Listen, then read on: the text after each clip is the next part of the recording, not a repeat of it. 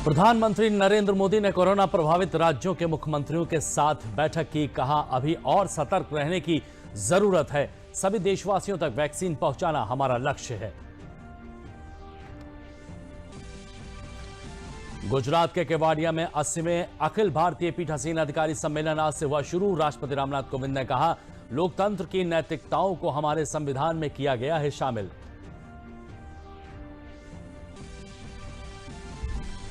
प्रदेश में लव जिहाद और जबरिया धन परिवर्तन को लेकर उठाए गए सख्त कदम। कल योगी सरकार की कैबिनेट ने उत्तर प्रदेश विधि विरुद्ध धन परिवर्तन प्रतिषेध अध्यादेश को दी मंजूरी।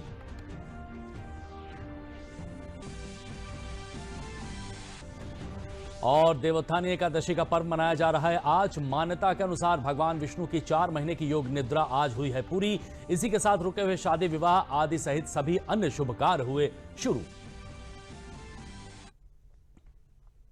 नमस्कार, मैं हूं विजय श्रीवास्तव और अब समाचार विस्तार से। प्रधानमंत्री नरेंद्र मोदी ने आज कोविड-19 के खिलाफ लड़ाई में शालीनता सहयोग से लड़ने का आग्रह किया है। कोविड की दवा और परीक्षण बढ़ाने की आवश्यकता पर जोर देते हुए उन्होंने कल कहा कि भारत ने कोविड का बहादुरी से मुकाबला किया है। देश में कोरोना वायरस की स्थिति की समीक्षा के लिए राज्यों और केंद्र शासित प्रदेशों के मुख्यमंत्रियों के साथ अपनी बैठक के दौरान प्रधानमंत्री ने इस बात पर जोर दिया कि कई बार हम अच्छी रिकवरी दर देखकर सोचते हैं कि वायरस कमजोर पड़ गया है, यहीं पर हम गलती कर जाते हैं। उन्होंने चेतावनी देते हुए कहा है कि हमें कोरोना के खिलाफ जीती हुई लड़ाई को अब अपनी लापरवाही से हारना नहीं है।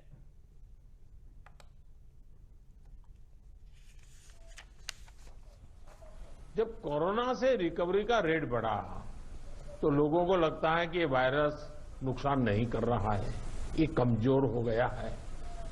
बहुत से लोग ये भी सोचने लगे हैं कि अगर बीमार हो भी गए तो ठीक हो जाएंगे। इस वजह से लापरवाही का ये स्टेज बहुत बड़ा व्यापक हो गया है और इसीलिए मैंने हमारे त्योहारों की शुरुआत में ही स्पेशली राष्ट्र के नाम संदेश देकर के सबको हाथ जोड़ करके प्रार्थना की थी कि भाई ढिलाई मत बरतिए, क्योंकि कोई वैक्सीन नहीं है, दवाई नहीं है, हमारे पास एक ही रास्ता बचा है, हम हर एक को कैसे अपने अपने आप बचाएं। और हमारी जो गलतियां हुई वही एक खतरा बन गया, थोड़ा ढिलाई आ गई। इस चौथे चरण में लोगों को कोरोना की गंभीरता के प्रति हमें फिर से जागरूक करना ही होगा। प्रधानमंत्री ने कहा कि हम कोरोना के खिलाफ लड़ाई में ऑक्सीजन और वेंटिलेटर उपलब्ध कराने पर गंभीरता से ध्यान दे रहे हैं। मेडिकल कॉलेजों और जिला अस्पतालों को ऑक्सीजन उत्पादन में आत्मनिर्भर बनाने के प्रयास भी किए जा रहे हैं। उन्होंने कहा कि देश में 160 से अधिक ऑक्सीजन उत्पादन संयंत्र स्थापित करने के प्रयास चल रहे हैं। पीएम मोदी ने यह भी कहा कि भारत अन्य देशों की तुलना में बेहतर स्थिति में है, बस हमें कोरोना के खिलाफ सावधानी को नहीं छोड़ना चाहिए। आज रिकवरी रेट और फर्टिलिटी रेट दोनों ही मामलों में भारत दुनिया के अधिकतर देशों से बहुत संभली हुई स्थिति में है। हम सभी के अथक प्रयासों से देश में टेस्टिंग से लेकर ट्रीटमेंट का एक बहुत बड़ा नेटवर्क आज काम कर रहा है। इस नेटवर्क का लगातार विस्तार भी किया जा रहा है। पीएम केयर्स के माध्यम से ऑक्सीजन और वेंटिलेटर्स उपलब्ध कराने पर भी विशेष जोर है। कोशिश ये है कि देश के मेडिकल कॉलेज और जिला अस्पतालों को ऑक्सीजन जनरेशन के मामले में सेल्फ सफिशिएंट बनाया जाए। इसलिए अभी 160 से ज्यादा नए ऑक्सीजन प्लांट्स के निर्माण की प्रक्रिया ऑलरेडी शुरू की गई है। पीएम केयर फंड से देश के अलग अलग अस्पतालों को हजारों नए वेंटिलेटर्स मिलने भी सुनिश्चित हुए हैं। वेंटिलेटर्स के लिए पीएम केयर फंड से 2000 करोड़ रुपए ऑलरेडी स्वीकृत किए गए हैं। प्रधानमंत्री ने कहा कि अब हम सभी को पहले से भी अधिक जागरूक रहने की जरूरत है। साथ ही उन्होंने कहा कि हमें ट्रांसमिशन को कम करने के लिए अपने प्रयासों को और गति देने पर भी ध्यान देना होगा। हमें ट्रांसमिशन को कम करने के लिए अपने प्रयासों को जरा और गति देनी होगी। टेस्टिंग हो, कंफर्मेशन, कॉन्टैक्ट ट्रेसिंग, डेटा, इन सारी जुड़ी किसी भी तरह की कमी को हमें सर्वोच्च प्राथमिकता देते हुए उसको ठीक करना होगा। पॉजिटिविटी रेट को 5% के दायरे में लाना ही होगा। और मैं मानता हूं छोटी छोटी इकाइयों पर कहिए कि भाई 1 क्यों बढ़ा, आधा क्यों बढ़ा, 2 क्यों बढ़ा। हम राज्य के स्केल पर चर्चा करने के बजाय अब जितनी लोकलाइज चर्चा करेंगे शायद हम एड्रेस जल्दी कर पाएंगे। दूसरा, हम सबने अनुभव किया है कि आरटीपीसीआर टेस्ट का अनुपात बढ़ना चाहिए। जो गांव है, कम्युनिटी के स्तर पर हेल्थ सेंटर हैं, उनको भी हमें ज्यादा इक्विप करना ही होगा। गांव के आसपास भी इंफ्रास्ट्रक्चर ठीक रहे, ऑक्सीजन की सप्लाई पर्याप्त रहे, ये हमें देखना होगा। हम लोगों का लक्ष्य होना चाहिए कि फर्टिलिटी रेट को 1% से भी नीचे लाए। गुजरात के केवाड़िया में 80वें अखिल भारतीय पीठासीन अधिकारी सम्मेलन का आयोजन आज से शुरू हुआ। इस सम्मेलन को राष्ट्रपति रामनाथ कोविंद ने संबोधित करते हुए कहा कि वर्ष 2015 से सरकार ने हर साल 26 नवंबर को संविधान दिवस मनाने का फैसला लिया है। उन्होंने कहा कि आज जब लोकतांत्रिक संस्थानों पर दुनिया भर में सवाल उठ रहे हैं, तब भारतीय संस्थानों को मजबूती मिल रही है। हमारी प्राचीन पुस्तकों में भी लोकतंत्र की नैतिकताओं का वर्णन है, जिसे हमारे पूर्वजों ने संविधान में शामिल किया है। इससे पहले सम्मेलन को लोकसभा स्पीकर ओम बिरला ने संबोधित किया। उन्होंने कहा कि गुजरात की भूमि सरदार वल्लभ भाई पटेल की जन्मभूमि है, जिन्होंने भारतीय संविधान के निर्माण में अहम भूमिका निभाई थी। उपराष्ट्रपति और राज्यसभा के सभापति एम वेंकैया नायडू ने यह कहा कि संविधान का असली मकसद जनता के हितों का संरक्षण करना है।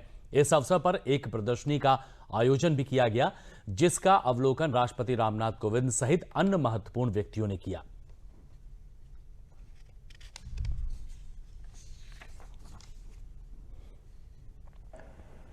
हम सब जानते हैं कि देशवासियों ने 26 नवंबर 1949 को भारत का संविधान अंगीकृत व आत्मार्पित किया था। मुझे प्रसन्नता है कि भारत सरकार ने वर्ष 2015 से प्रत्येक वर्ष 26 नवंबर को संविधान दिवस के रूप में मनाने का निर्णय लिया। हम सभी देशवासियों के लिए संविधान दिवस का एक विशेष महत्व है। भारत में सदा ही अच्छे विचारों का स्वागत किया गया। संविधान के निर्माण में भी विश्व के संविधानों में उपलब्ध उत्तम व्यवस्थाओं को अपनाया गया।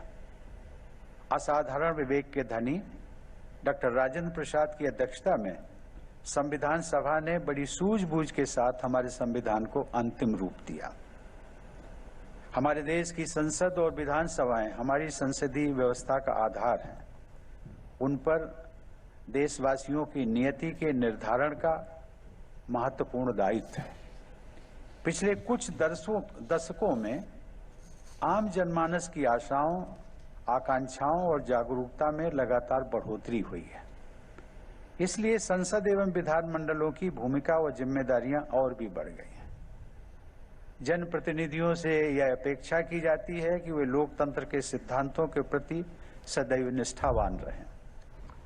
आप लोगों ने देखा हो, you might have seen the statue, the tallest statue in the world of the tallest leader. And it's very beautiful, at the same time dutiful. Beauty and duty combined together, you can make the country mighty. That should be our purpose of all the people in public life. As I said, I am very delighted to be associated with this distinguished assembly of the presiding officers of its 80th edition. I prefer to call presiding officers the high priests of temples of democracy. High priests of the temples of democracy. You are mandated with upholding sanctity of the sanctum sanctorium of these temples. This has to be kept in mind by everyone. We consider our state to be in its best state when each of the three organs of the state perform to the best of its potential in the domain specified in each one of them. Gujarat की ये पावन पवित्र भूमि मां नर्मदा के तट पर लौह पुरुष सरदार वल्लभ भाई पटेल की विशाल प्रतिमा के छत्र में एकत्रित होना अपने आप में अद्भुत है। गुजरात हमारे स्वतंत्रता संग्राम के महानायक राष्ट्रपिता महात्मा गांधी की धरती है। ये धरती आधुनिक भारत के निर्माता सरदार वल्लभ भाई पटेल की और धरती है जिन्होंने संविधान रचना करने में विशेष भूमिका निभाई, जिनकी प्रेरणा से ये संविधान बना और आज हम सब संविधान सभा द्वारा आयोजित 71वीं वर्षगांठ पर के पूर्व आयोजित कार्यक्रम में यहां पर पधारे हैं।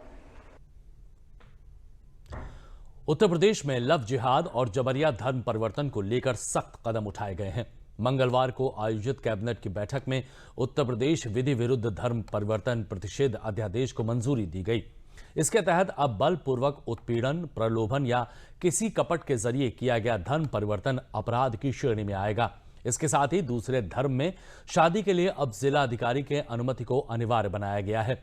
अध्यादेश के मुताबिक बलपूर्वक उत्पीड़न, प्रलोभन या किसी कपट के जरिए किया गया धर्म परिवर्तन अपराध की श्रेणी में आएगा। इसके लिए 1 साल से 5 साल तक की सजा और कम से कम 15,000 रुपए का जुर्माना होगा। अवयस्क महिलाओं, अनुसूचित जाति या अनुसूचित जनजाति की महिला के संबंध में कम से कम 3 साल और अधिकतम 10 साल की सजा होगी। जुर्माने की राशि 25,000 रुपए से कम नहीं होगी। इसी तरह सामूहिक धर्म परिवर्तन कराने पर कम से कम 3 साल की सजा और अधिकतम 10 साल तक की सजा होगी। जुर्माना 50,000 रुपए से कम नहीं होगा। राज्य कैबिनेट की बैठक के बाद योगी सरकार के कैबिनेट मंत्री सिद्धार्थनाथ सिंह ने इसकी जानकारी देते हुए बताया कि यह अध्यादेश राज्य में कानून व्यवस्था सामान्य रखने के लिए और महिलाओं को इंसाफ दिलाने के लिए बेहद जरूरी है। अध्यादेश के मुताबिक दूसरे धर्म में शादी करने पर अब डीएम की इजाजत लेनी होगी। इसके लिए शादी से पहले 2 माह में नोटिस देना होगा। बिना अनुमति लिए शादी करने या धर्म परिवर्तन करने पर 6 महीने से लेकर 3 साल तक की सजा के साथ 10,000 रुपए का जुर्माना भी देना पड़ेगा। अध्यादेश में नाम छिपाकर शादी करने वालों के लिए 10 साल की सजा का भी प्रावधान किया गया है। इसके अलावा गैर कानूनी तरीके से धर्म परिवर्तन पर 1 से 10 साल तक की सजा होगी। साथ ही 15,000 तक का जुर्माना भी देना पड़ सकता है। इसके अलावा सामूहिक रूप से गैर कानूनी तरीके से धर्म परिवर्तन करने पर जहां 10 साल तक सजा हो सकती है, वहीं 50,000 रुपए तक का जुर्माना भी देना पड़ सकता है। प्रधानमंत्री नरेंद्र मोदी आज दोपहर बाद लखनऊ विश्वविद्यालय के शताब्दी समारोह में वीडियो कॉन्फ्रेंसिंग के जरिए शिरकत करेंगे। प्रधानमंत्री विश्वविद्यालय के शताब्दी वर्ष के उपलक्ष्य में एक विशेष स्मारक सिक्का और विशेष स्मारक डाक टिकट भी जारी करेंगे। लखनऊ विश्वविद्यालय के कार्यक्रम में 18 साल बाद कोई प्रधानमंत्री भाग ले रहा है। इससे पूर्व तत्कालीन प्रधानमंत्री अटल बिहारी वाजपेयी ने वर्ष 2002 में लखनऊ आकर विश्वविद्यालय के कार्यक्रम में शिरकत की थी।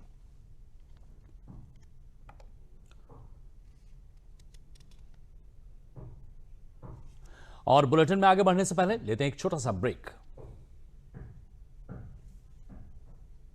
माँ से अच्छा कौन जाने माँ के मन के टुकड़े को, कब चाहे प्यार कब चाहे दुलार। माँ से अच्छा और कोई नहीं जानता कि बच्चे के पैदा होने के 1 घंटे के अंदर माँ का पहला गाढ़ा पीला दूध ही पिलाना चाहिए। यही कुदरती शक्ति है जो बच्चे को हर बीमारी से लड़ने की शक्ति देती है। सब जानती है ना। एक सर्किट हाउस।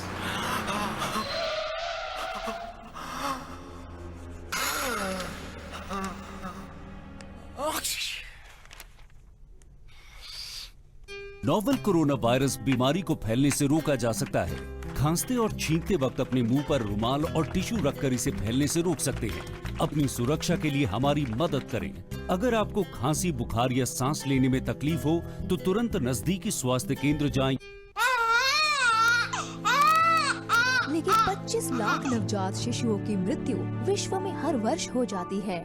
हर शिशु की रक्षा के लिए हम विश्व की सर्वोत्तम तकनीकों को प्रदेश में लागू कर रहे हैं। SNCU, KMC lounge, kangaroo mother care, Uttar Pradesh स्वास्थ्य, सुरक्षा और सम्मान की ओर बढ़ते कदम, अनमोल जीवन की शुरुआत, नवजात शिशु की देखभाल के साथ। आइए मिलकर सुनहरे भविष्य की नींव रखें। आज देवोत्थानी एकादशी का पर्व मनाया जा रहा है। माना जाता है कि भगवान विष्णु की 4 महीने की योग निद्रा आज पूरी होती है और देवोत्थानी एकादशी से रुके हुए शादी विवाह आदि सहित सन्न और भी शुभ कार्य हिंदू पंचांग के अनुसार शुरू हो जाते हैं। आज के दिन तुलसी विवाह का पर्व भी मनाया जाता है। श्रद्धालु गन्ने का मंडप बनाकर तुलसी विवाह श्रद्धापूर्वक मनाते हैं और भगवान को शकरकंद, सिंघाड़ा, बथुआ और अन्य नई फसलों से बने हुए पकवानों का भोग लगाते हैं। देवोत्थानी एकादशी के अवसर पर वाराणसी, प्रयागराज, अयोध्या और मथुरा सहित विभिन्न तीर्थ स्थानों पर श्रद्धालु जन पवित्र नदियों में स्नान कर रहे हैं। लखनऊ में भी गोमती के तट पर श्रद्धालु पूजा अर्चना के लिए एकत्र हुए। मंदिरों में भी दर्शन पूजन के कार्यक्रम चल रहे हैं।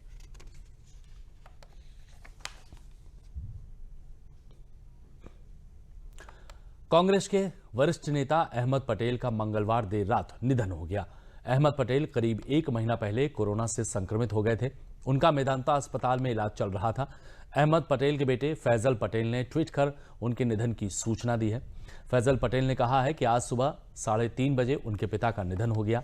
फैजल पटेल ने लोगों से अपील की है कि सभी लोग कोरोना से जुड़े प्रोटोकॉल का पालन करें और भीड़भाड़ में जाने से बचें। अहमद पटेल 3 बार लोकसभा सांसद और 4 बार राज्यसभा सांसद रहे हैं।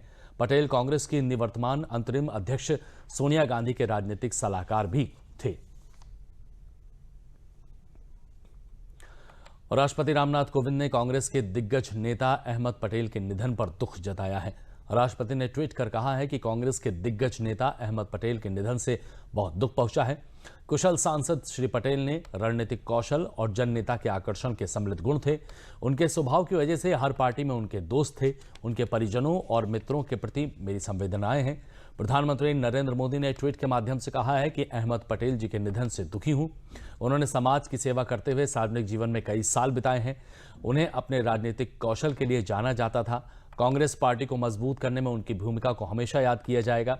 उनके बेटे फैजल से बात की उन्होंने और अपनी संवेदनाएं भी व्यक्त की। अहमद भाई की आत्मा को शांति। मुख्यमंत्री योगी आदित्यनाथ ने कांग्रेस पार्टी के नेता अहमद पटेल के निधन पर गहरा शोक व्यक्त किया है। उन्होंने दिवंगत आत्मा की शांति की कामना करते हुए शोक संतप्त परिजनों के प्रति संवेदनाएं व्यक्त की हैं।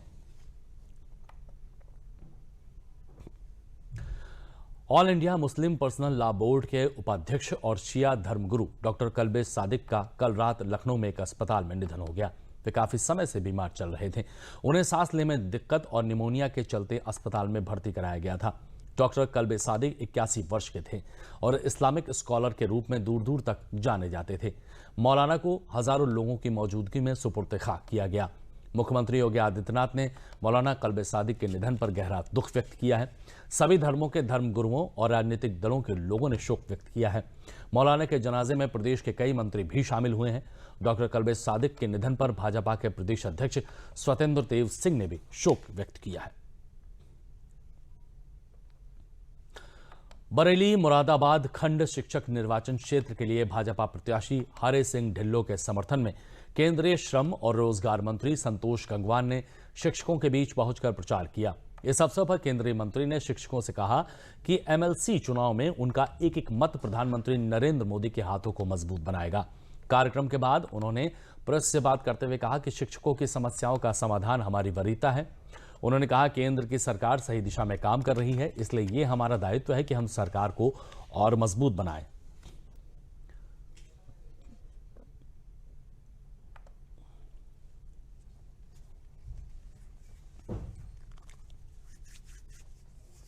जैसे विधान परिषद का जो कॉन्स्टिट्यूशन है उसमें अध्यापकों का प्रतिनिधित्व भी होता है, उसी के तहत उसके प्रतिनिधि का चुनाव है। आज आवश्यकता यह है कि अध्यापकों के हित की चिंता भी करने वाला जो वर्ग है वो चिंता करे, और उसी के लिए हम यहाँ पर आए हैं कि वास्तव में जो भी बात होगी उसका एक सही हम लोग समाधान भी करेंगे। और हमारा मानना यह है कि शिक्षा के क्षेत्र में बहुत काम होना बाकी है, इसलिए नई शिक्षा नीति और उसके हिसाब से काम कर रहे हैं। और केंद्र में हमने मंत्रालय का नाम तक बदलने का काम किया है कि एक सही स्वरूप के साथ आगे बढ़ना चाहते हैं। मथुरा में कल कंस वध मेले का आयोजन किया गया। कोविड की गाइडलाइन का पालन करते हुए कंस के पुतले को ऐतिहासिक कंस टीले पर ले जाया गया। इसी बीच ठाकुर जी की सवारी गाड़ी अंतापाड़ा पहुंची। ठाकुर जी के इशारे पर समाज के लोगों ने कंस के पुतले को प्रतीकात्मक रूप से लाठियों से पीटना शुरू कर दिया। कंस वध मेले को देखने के लिए बड़ी संख्या में पर्यटक और श्रद्धालु थे। मथुरा के माथुर चतुर्वेद परिषद की ओर से उपस्थित लोगों को मास्क और सैनिटाइजर भी वितरित किए गए। चतुर्वेदी समाज के लोगों ने कंसा मार मधुपुरी आए, कंसा के घर के घबराए आदि गीत गाते हुए कंस टीले पर कंस वध मेले का आनंद लिया। मेले को देखने के लिए लोग मथुरा के होली गेट से लेकर छत्ता बाजार तक मौजूद रहे। आयोजकों ने बताया कि कंस वध मेले में प्रशासन द्वारा सहयोग किया गया, जिसके लिए वे प्रशासन के आभारी हैं। श्री माथुर चतुर्वेद परिषद के मुख्य संरक्षक और अखिल भारतीय तीर्थ पुरोहित महासभा के राष्ट्रीय अध्यक्ष महेश पाठक ने बताया कि असत्य पर सत्य की विजय, अत्याचार और अनाचार पर सदाचार की विजय का प्रतीक कंस मेला हजारों वर्ष बाद भी अपनी अलग पहचान बनाए हुए है।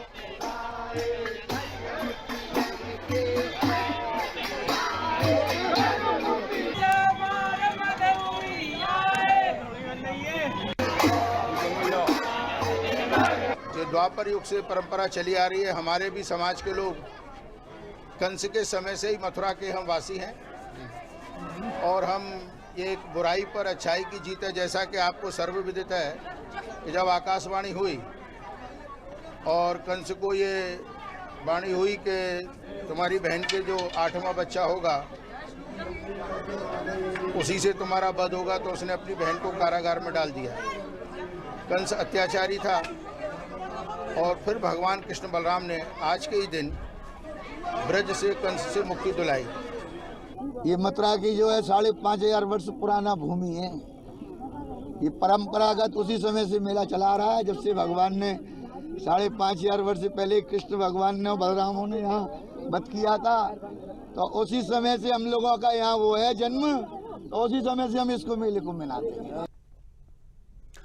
निवार पिछले कुछ घंटों में 7 किलोमीटर प्रति घंटे की रफ्तार से पश्चिमी उत्तर पश्चिम दिशा की ओर बढ़ रहा है। अगले कुछ घंटों में इसके तीव्र होकर पहले एक प्रचंड चक्रवाती तूफान में और फिर अत्यंत प्रचंड चक्रवाती तूफान में बदलने की संभावना है। मौसम विभाग के अनुसार निवार के आज शाम तमिलनाडु के पुदुचेरी के तट से टकराने की भी संभावना है। इस दौरान 120 से 145 किलोमीटर के प्रति घंटे की रफ्तार से तेज हवा चलने की उम्मीद है। मौसम विभाग ने चेन्नई, चेंगलपट्टू, तिरुवल्लूर, कांचीपुरम, रानीपेट, वेल्लोर, तिरुपट्टूर, कृष्णागिरी, धर्मपुरी, सलेम, नागापट्टिनम और कराईकल में भारी से अधिक भारी होने की संभावना जताई है।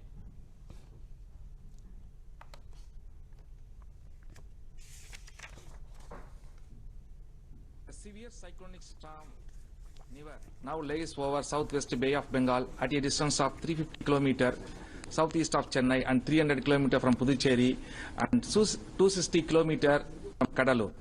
It is now moving northwestwards and likely to intensify into a severe cyclonic storm and cross between Karaikal and Mahabalipuram near Puducherry by today late evening or night. At the time of crossing, the wind speed is likely to be 120 to 130, gusting to 145 kmph all along the Puducherry and Tamil Nadu coast. Chennai is likely to experience intermittent heavy to very heavy spells. In last 24 hours, Chennai Nungambakam recorded a very heavy rainfall of 115 centimeter. Corona के चलते जनपद हापुड़ में गढ़ गंगा मेले का शासन द्वारा स्थगित करने के बाद जिला प्रशासन ने तीर्थ नगरी की सीमाओं को 30 नवंबर तक के लिए सील कर दिया है। प्रशासन ने सभी सीमाओं पर भारी पुलिस फोर्स को तैनात कर दिया है ताकि दूर दराज से आने वाले बाहरी व्यक्ति तीर्थ नगरी में प्रवेश न कर सकें। श्रद्धालुओं को रोकने के लिए मेला स्थल को 4 सेक्टरों में बांट दिया गया है। पहली बार मेले के इतिहास में एकादशी पर्व पर दूसरा गंगा स्नान नहीं होगा। हापुड़ के पुलिस अधीक्षक संजीव सुमन ने कहा है कि आज से 5 दिन के लिए तीर्थ नगरी में गंगा स्नान और दीपदान करने आने वाले श्रद्धालुओं के लिए प्रवेश वर्जित कर दिया गया है और सभी नाकों पर चेकिंग अभियान भी चलाया जा रहा है।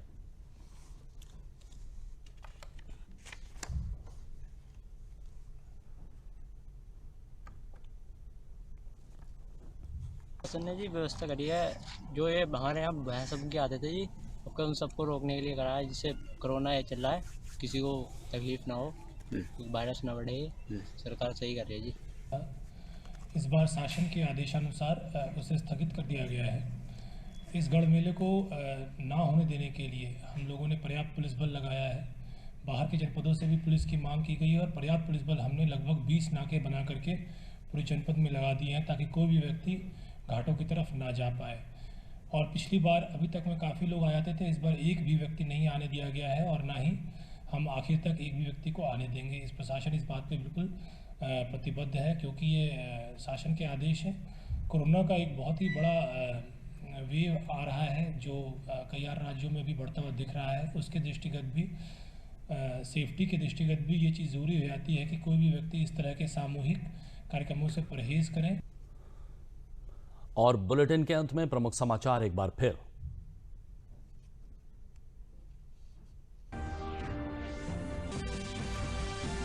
प्रधानमंत्री नरेंद्र मोदी ने कोरोना प्रभावित राज्यों के मुख्यमंत्रियों के साथ की बैठक। कहा, अभी और सतर्क रहने की है जरूरत, सभी देशवासियों तक वैक्सीन पहुंचाना हमारा लक्ष्य।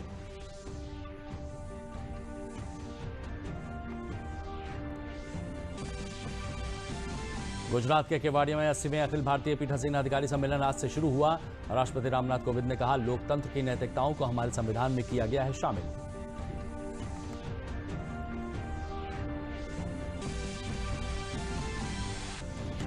प्रदेश में लव जिहाद और जबरिया धर्म परिवर्तन को लेकर उठाए गए सख्त कदम। कल योगी सरकार की कैबिनेट ने उत्तर प्रदेश विधि विरुद्ध धर्म परिवर्तन प्रतिषेध अध्यादेश को दी मंजूरी।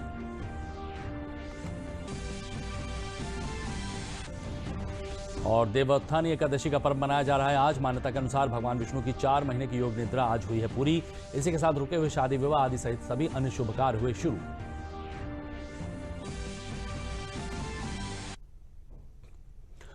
और अब एक चलते चलते जरूरी संदेश। कोरोना से बचाव के लिए अपने हाथ आप नियमित धोएं, 2 गज की दूरी भी बनाकर रखें। साथ ही जब भी बाहर निकलें मास्क आपके साथ होना बेहद जरूरी है। जेब या थैले में उसे ना रखें, उसे भूले नहीं, अपने साथ रखें, बल्कि उसे इस तरह से आप चेहरे पर लगा सकते हैं जैसे मैं बड़ी ही खूबसूरती के साथ इसको अपने चेहरे पर लगा रहा हूं और उसके बाद मैंने अपने चश्मे को पहना। बस इस तरह से आप लगा के अपनी सुरक्षा कर सकते हैं। इसी के साथ समाचार समाप्त हुए। नमस्कार।